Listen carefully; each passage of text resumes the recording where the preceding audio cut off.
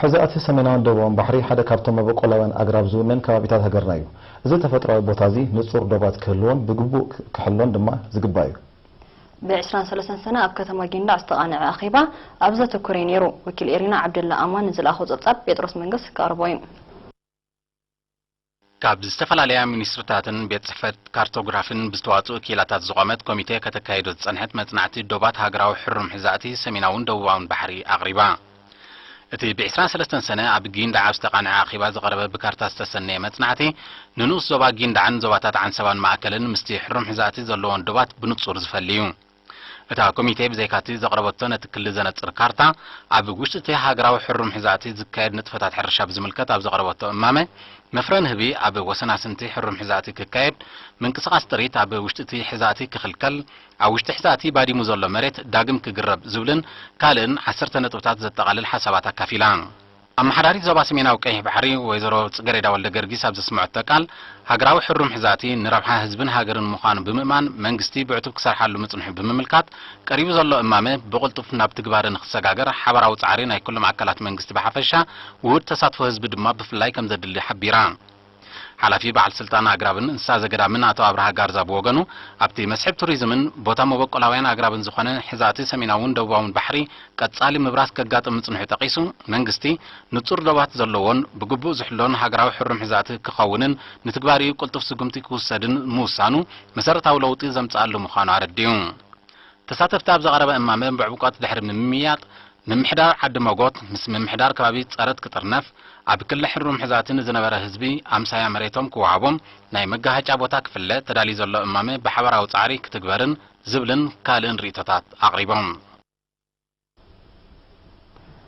ኣብ ንዞባ ከርከበት ክዋደድ ዝጸንሐ ተቕርጽ ሕርሻ ንልምዓት ክዳሎ ምጽንሑ ይፍለጥ ናብኡ ሪዶም ከልምዑን ዝደሊ ሓረስቶትን ምትብባዕ ከም ዝግበር ክግለጽ ጸኒሕሎ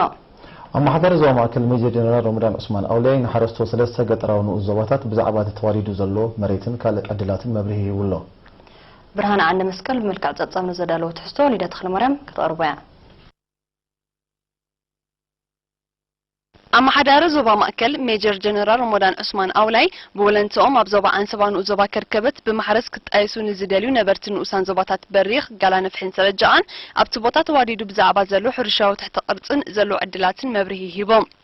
ኣብቲ ብ22-23 ሰነ ምስ ሓረስቶተን ንኡስ ዞባታት ዝተኻየደ ርክብ ሜጀር ጀነራል ረመዳን መንግስቲ ከም ኣካል ናይቲ መነባብሮ ህዝቢ ንምምሕያሽ ኣብ ዝተፈላለየ ከባቢታት ሃገርና ዘሰላስሎ ዘሎ ልምዓታዊ ስራሓት ኣብ ንኡስ ዞባ ከርከበት ሕርሻዊ ትሕተ ቅርጺ ኣዋዲዱ ዝተዓቀበ ማያ መዓላ ንምውዓል ብዘውፅኦ መደብ ኣብ ኩለን ዞባታት ዝርከቡ ወለንታውያን ናብቲ ቦታ ብምኻድ ሕርሻዊ ንጥፈታት ከካይዱ ዕድል ፈጢሩ ከም ዘሎ ኣነጺሮም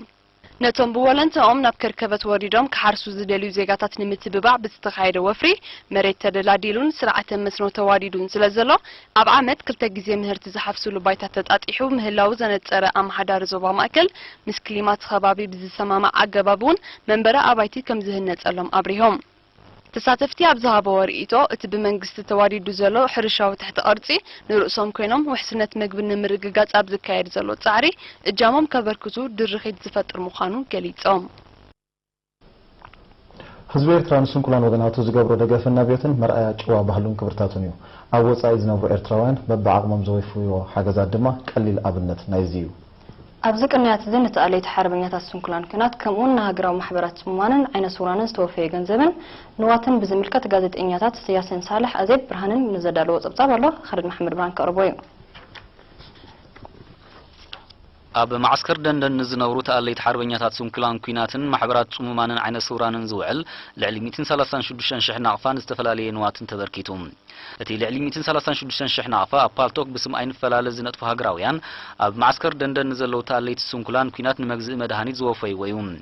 ኣብቲ ናይ ምርኻብ ስነ ስርዓት ኣመሓዳሪ ሓርበኛታት ስንኩላን ኩናት ማዕስከር ደንደን ተጋዳላይ የማን ኣውዓሎም ስንኩላን ኣብ ሃገሮምን ህዝቦምን ዘለዎም እምነት ልዑል ምዃኑ ብምጥቃስ ዝተገይሩ ዘሎ ሓገዝ መርኣያ ናይቲ ህዝቢ ኤርትራ ንስንኩላን ወገናቱ ዘለዎ ሓልዮት ኢሉ ኣብ ወንበር ጉጅለ ፓልቶክ ኣይንፈላለ ኣቶ መብራህቱ ዕቁባጽን ብወገኑ ዝተበርከተ ሓገዝ ምስ ኣበርክቶ ስንኩላን ዝዳረግ እኳ እንተዘይኮነ ኣብ ጎኒ መንግስቲ ብምዃን ዓቕሞም ንምብርካት ዝዓለመ ምዃኑ ገሊጹ እዚ ከምዚ ኢሉ እንከሎ ማሕበር ኤርትራውያን ተቐማጦ ሰሜን ኣሜሪካን ካናዳን ንሃገራውያን ማሕበራት ጽሙማንን ዓይነ ስውራንን ዝተፈላለየ ናውቲ ኣበርኪቱ ሚኒስትር ትምህርቲ አቶ ሰመረ ርእሶም አቦ ወንበር ኮሚሽን ላዕለዎት ትካላት ትምህርቲ ኤርትራ ፕሮፌሰር ታደሰ መሐርን ሓለፍቲ ሚኒስትሪ ዕዮን ሰብአዊ ድሕነትን ኣብ ዝተረኽብሉ ናይ ምርኽኻብ ስነ ስርዓት ኣብ ሚኒስትሪ ዕዮን ሰብአዊ ድሕነትን ሓላፊ ምምሕዳርን ፋይናንስን አቶ እምሃ ኪዳነ እቲ ዝተበርከተ ሓገዝ ኣብ ዕለታዊ ንጥፈታት ጽሙማንን ዓይነ ስውራንን ዝህሉ ኣበርክቶ ብቐሊል ከም ዘይግመት ገሊጹ አባል ማህበር አቶ ሕድሮም ርእሶም በወገኑ እቲ ገና ኣብ ምብጋስ ዘሎ ማህበር ወሲድዎ ዘሎ ተበግሶ ንስንኩላን ኣብ ዕለታዊ ምንቅስቃሳቶም ንምድጋፍን ንዘሎ እዋናዊ ቴክኖሎጂ ክጥቀምሉ ባይታ ንምትጣሕን ከም ዝኾነ ሓቢሮም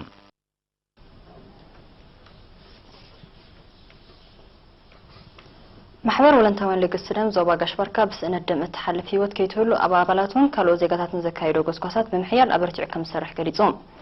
አባላት ማህበር ንኹላትና ዘረኽበናን ዘተኣሳሰረናን ደም ኣብ ትሕቲ ዝብል ቴማ ብደራጅ ሃገር መበል 13 ግዜ ኣንስተ ኸበረት ዓለማዊ መዓልቲ ልግሲ ደም ብምኽንያት ምግባር ኣብ ከተማ ባረንቱ ደም ከም ዝለገሱ ብሰንኪ ስእነት ዝትካእ ደም ዘይትካእ ህይወት ንምድሓን ወትሩ ቁርባት ምዃኖም ገሊጾም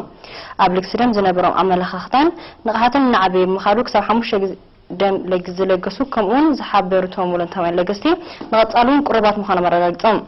አቦ መንበር ማህበር ወለንታውን ለገስቲ ደም ዞባ ጋሽባርካ አቶ ገብረ መስቀል እምባይን ኤሪና ብዝሃቡ ሓበሬታ ኣብቲ ዞባ ባንክ ደም ብምስራትን ማህበር ወለንታውን ለገስቲ ደም ብምቋምን ቀረብ ደም ንምሓስ ይስራሕ ከም ዘሎ አብሪሆም ኣመሓዳርን ዞባ ባረንቱ አቶ አውረሊዮ ጃካሚኖ ድማ ኣብ እዋን ሕርስን ጥንስን ዝኽሰት ዋሕድን ፍሳስ ደምን